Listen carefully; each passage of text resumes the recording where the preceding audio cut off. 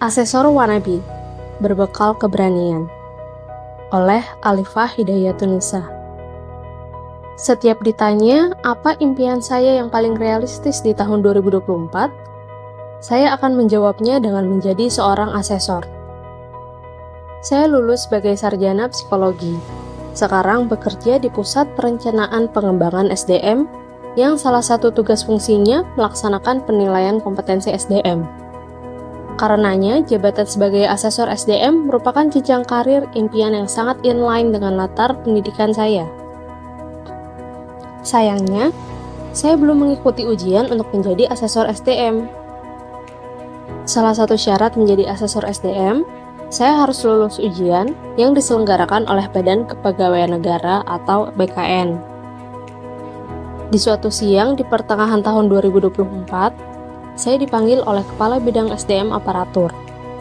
Saat itu saya diminta untuk membantu kegiatan uji kompetensi, tetapi bukan sebagai panitia uji kom seperti biasanya, melainkan sebagai asesor.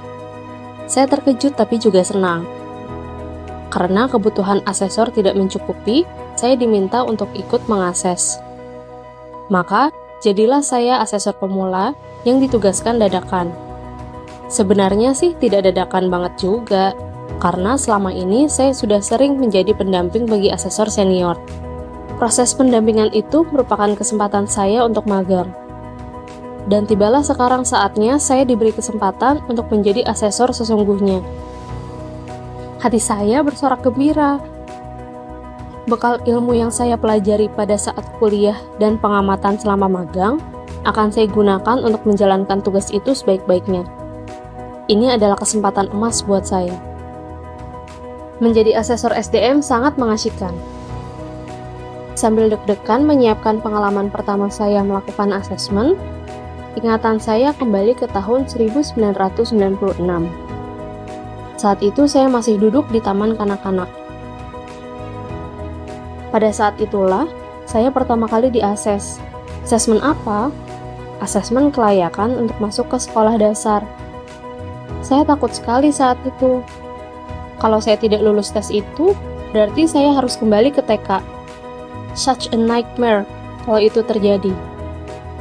Saya harus sekelas dengan anak-anak lain yang usianya di bawah saya, yang di lingkungan rumah biasanya saya panggil Dek. Proses asesmen kala itu sangat sederhana. Hanya diminta untuk praktek menulis nama.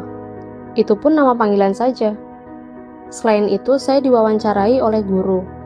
Ditanya nama orang tua, alamat, dan bermain apa saja ketika di TK. Ibu guru SD pun menggunakan istilah bermain, bukan belajar. Namun, saya merasa kesulitan, bahkan untuk merapal nama lengkap ayah, nama lengkap ibu, dan alamat tempat tinggal. Dan, yang paling sulit di antara itu semua adalah menghafal tanggal lahir saya sendiri. Saat itu saya takut sekali tidak diterima di SD. Pengalaman tersebut begitu membekas. Dengan pengalaman itu pula lah, dengan niat dan doa restu ibu bapak, saya memilih jurusan psikologi agar kelak bisa menjadi asesor. Pengalaman pertama saya dalam menjalankan tugas sebagai asesor cukup boros kertas alias kurang ramah lingkungan. Itu karena saya cemas dan gugup. Saya mencetak setiap dokumen yang ditulis oleh peserta dan juga mencetak kamus perilaku yang harus mereka capai. Saya juga membuat daftar pertanyaan dari apa yang sudah mereka tuliskan dalam formulir Behavior Event Questionnaire.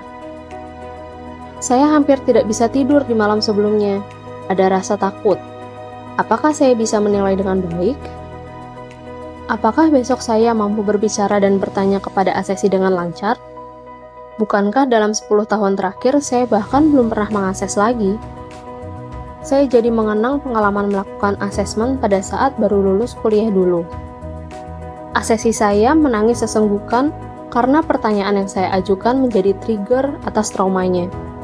Saya jadi tidak dapat evidence apa-apa karena asesi sibuk menangis. Ingatan-ingatan mengenai proses asesmen yang tidak berhasil menari-nari dalam benak saya, membuat keraguan semakin besar menguasai hati. Saya terus berusaha menenangkan diri dengan banyak merapal doa agar diberi kekuatan dan kelancaran lisan untuk esok hari. dalam sekejap mata, pagi pun tiba.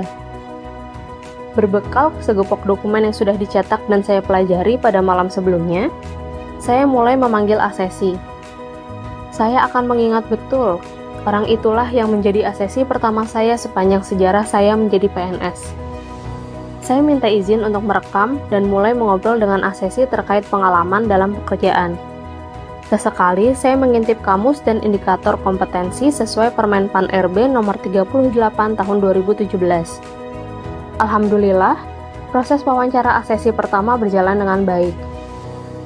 Saya beranjak ke asesi kedua, lalu ketiga. Tanpa terasa, waktu sudah menunjukkan saatnya makan siang. Jeda istirahat, segera saya manfaatkan sebaik-baiknya untuk mengisi perut agar energi saya tetap kuat menjalankan tugas asesmen di hari itu. Pada sesi siang, saya lanjutkan lagi wawancara dengan asesi keempat, kelima, dan keenam.